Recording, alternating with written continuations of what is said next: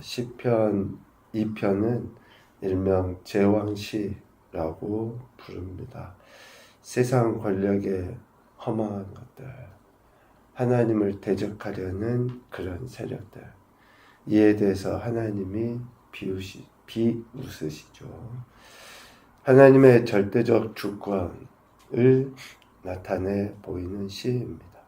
메시아로서 절대 주권을 행사하실 왕, 예수 그리스도이시죠. 그분을 노래하고 있다. 세상을 다스리는 참된 왕, 그 하나님께 피하는 것이 진짜 복이다 라고 이야기합니다. 오늘 2장 1절에 보면 어찌하여 잊지 말아야 될 일이 생긴 거죠. 어찌하여 있어서는 안 되는 일입니다. 이방 나라들이 소란을 피워요. 또 여러 민족들이 헛된 일을 꾸밉니다. 시편 2편은 1편과 구조적으로 이어져 있는 시라고 봅니다. 1편에서는 여호와의 율법을 즐거워하여 그의 율법을 주야로 묵상하죠. 2편에서는 이방 나라들, 민족들이 헛된 일을 꾸며요. 여기에서 묵상하다라는 단어와 꾸미다라는 단어의 히브리어 원어가 같습니다. 하가. 그러니까 우리 인간은 하나님의 율법을 묵상하지 아니하며 반드시 헛된 일을 묵상하게 되어 있어요. 헛된 것을 자꾸 생각하게 되어 있습니다. 이거는 태생적으로 그렇게 되어 있어요. 아담의 후손인 우리들. 그래서 시편 1편은 여호와의 율법을 즐거이 묵상해야 된다. 그런데 그렇게 하지 아니하는 자들은 악한 것을 묵상함으로 결국 하나님을 대적하죠. 이방 나라들, 민족들, 세상의 군왕들, 관원들, 그들이 헛된 것을 묵상함으로 이루고자 함의 결국이 뭡니까? 2절 말미 여호와와 그의 기름 부음 받은 자를 대적하는 거예요. 하나님과 하나님이 세우신 왕을 대적하기 위해서 헛된 것을 계속 묵상해요. 악한 것을 묵상하게 되어 있다. 여기에서 기름 부음 받은 자, 우리가 아는 것처럼 메시아이죠. 이스라엘의 왕, 특별히 다윗 계열의 그 왕들을 의미해요. 그들로부터 벗어나고 싶어요. 맨 것을 끊고 그의 결박에서 벗어버리자 하는도다. 그 다윗 계열의 왕들, 메시아로부터 벗어나서 자유를 누리기 위해 반역을 꾀하려고 하는 거죠. 그러니까 직접적인 하나님의 통치에서 벗어나는 것뿐만 아니라 하나님이 세운 그러한 지도자나 특별히 하나님의 말씀으로부터 벗어나서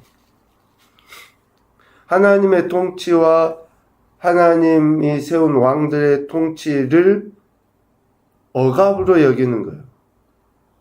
귀찮게 여기죠. 꼭 어쩌면 어린 아이와 같아요. 어렸을 때는 빨리 어른이 돼서 부모의 잔소리로부터 벗어나고 싶고 자기 마음대로 막 뭔가 하고 싶어서 하다못해 학교, 대학을 가더라도 절대 여기 있는 지방에 있는 집에서 벗어나는 학교를 가지. 그러니까 그렇게 부모의 권위로부터 벗어나고 싶어요. 그걸 자유라고 생각하거든요. 오늘 여기에 나와 있는 이방 나라들, 민족들, 세상의 군왕들, 관원들이 그런 거예요. 하나님의 통치에서 벗어나는 것을 자유라고 여기는 거죠. 그래서 반역을 계속 꾀하기 위해서 그 악한 것을 묵상하죠. 그런데 1절에서 이야기하듯이 이것은 헛된 일이에요.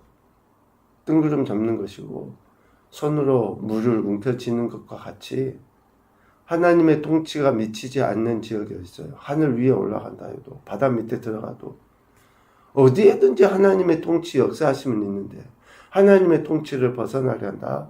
이것은 헛된 일이다.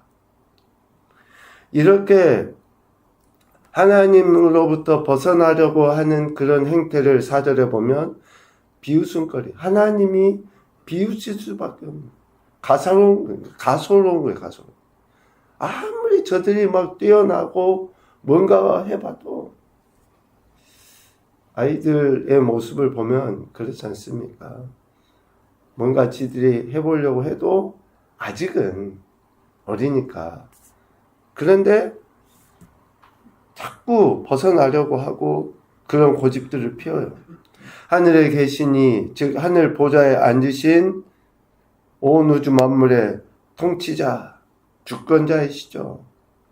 그 하나님은 반역 음모를 꾸미는 이들의 그런 어리석은 행태를 보면서 비웃으셔요. 참 안타까운 거죠. 하나님을 영화롭게 하고 기쁘시게 해드리는 것이 우리 인생의 모습이어야 되는데, 그래서 하나님은 그렇게 하나님을 대적하여 벗어나려 하는 자들, 그들을 내버려 두시지 않아요. 자꾸 그들이 어긋나게 나가지만 6절에 보면 내가 나의 왕을 내 거룩한 산 시온에 세웠다 하시리로다. 그러니까 그들을 다시 다스리고 그들을 옳은 대로 인도하기 위해서 하나님은 그 헛된 일을 꾸미고 있는 그들을 비웃으실 뿐만 아니라 나의 왕을 거룩한 산 시온에 세워서 그들을 다시 다스리시려 하시는 거죠. 그러니까 하나님을 벗어나면 자유를 얻고 자기들 마음대로 해볼 것 같지만 하나님이 왕을 세우셔서 그들을 더욱더 굳건하게, 이렇게만 돼도 우리 인생은 참 귀한데 더 심각하게 악한 자 밑에 들어가게 한다든지 내버려 두신다든지 하면 그 인생은 정말 말 그대로 저주받은 인생이죠. 너무 안타깝죠. 하나님은 저들을 사랑하셔서 그래도 하나님이 세운 왕, 그 아래 거하도록 하나님은 기회를 주시는 거죠. 하나님을 대적하는 것은 우리 인생이 보이는 최고와 최악의 어리석음입니다. 창조주이시며 주권자이신 하나님을 벗어나는 것이 자유라고 생각하는데 그것은 자유가 아니에요. 진짜 자유는 뭡니까? 하나님의 뜻하심에 순종하며 살아가는 것이 자유예요, 자유. 자유는 거기에 보호도 받고 인도도 받고 그것이 자유거든요. 그런데 그 창조주요 주권자이신 하나님을 벗어나는 것은 보호가 없어요. 인도가 없어요. 그러니까 자유를 누릴 수가 없는 거예요. 그런데 어리석은 자들은 하나님을 벗어나려고 하죠. 대적하려고 하는 겁니다. 저들에게 기회를 주시기 위해 하나님의 왕을 세우시죠. 그 왕에 대해서 7절 내 아들이다 라고 말씀하셔요. 8절 이방 나라를 유업으로도 소유가 땅끝까지 이르게 된다. 9절 철정의 권세를 가지고 깨뜨려서 그들을 질그릇같이 부수신다. 하나님이 세우신 왕은 이러한 존재 또 이러한 능력이 있다는 것을 이야기하죠.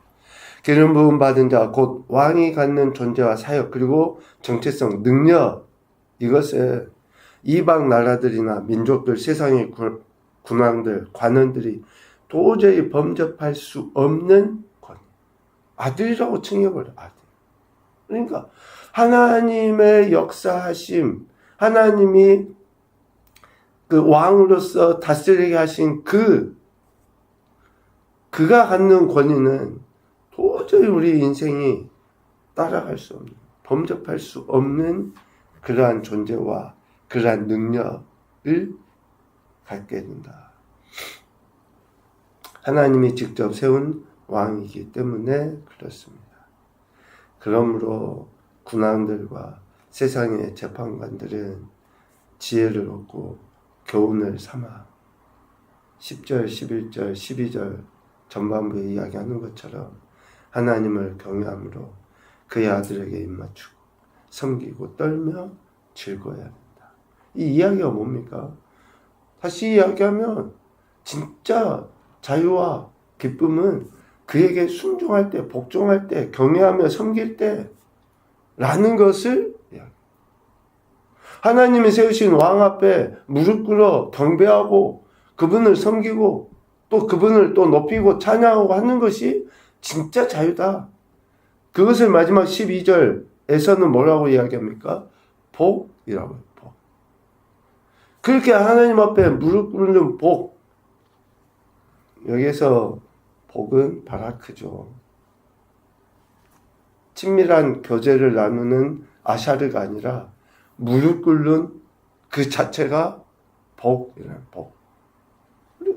우리가 기대하는 복은 내가 추구하고 내가 원하는 대로 막 이루어지는 것이 아니라 하나님이 말씀하시는 것 안에서 하나님 앞에 무릎 꿇는 것이 복이라는 거예요.